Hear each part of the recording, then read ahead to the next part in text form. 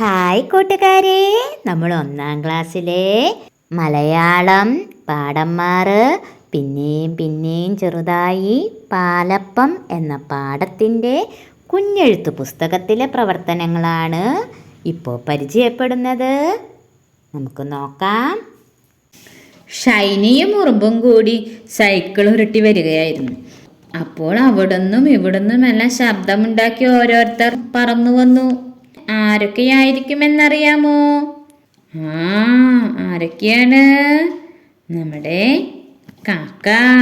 കാക്കകളല്ലേ? ഈ ചിത്രത്തിന് നിങ്ങൾ നിറം കൊടുക്കണേ. ഇനി കാക്ക നോക്കിയപ്പോൾ ഷൈനിയുടെ കയ്യിൽ പാലപ്പം. കാക്കയ്ക്ക് കൊതിയായി. കാക്ക ഉറക്കെ പാടി.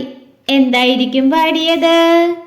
അപ്പം തായോ ക്രാ ക്രാ, അപ്പം തായോ ക്രാ ക്രാ, വിശന്നിട്ടാണേ ക്രാ ക്രാ. അപ്പൊ കാക്ക എന്താ പാടിയതോ? ഒന്ന് ഉറക്കെ പാടി എഴുതിയേ. അപ്പം തായോ ക്രാ ക്രാ, അപ്പം തായോ ക്രാ ക്രാ, വിശന്നിട്ടാണേ ക്രാ ക്രാ. ഇത് കേട്ട് ഷൈനി എന്താണ് പറഞ്ഞത്? എന്താ പറഞ്ഞത്? ഷൈനി പറഞ്ഞു ഇല്ല എന്ന് ഷൈനി പറഞ്ഞപ്പോ അപ്പോൾ പാവം കാക്ക കെഞ്ചി പറഞ്ഞു. എന്താ പറഞ്ഞത്? അധികം വേണ്ട, ഇത്തിരി മതി, ക്രാ ക്രാ. കാക്ക കെഞ്ചി പറഞ്ഞത് കേട്ടപ്പോ തന്നെ ഉറുമ്പ് ഷൈനിയുടെ കാതിൽ പറഞ്ഞു. എന്താണെന്നോ? കൊടുത്തേക്കു ഷൈനി.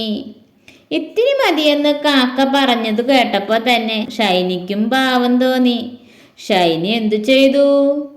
ഷൈനി ഒരു കഷ്ണം പാലപ്പം കൊടുത്തു. എന്നിട്ട് എന്തു പറഞ്ഞെന്നോ?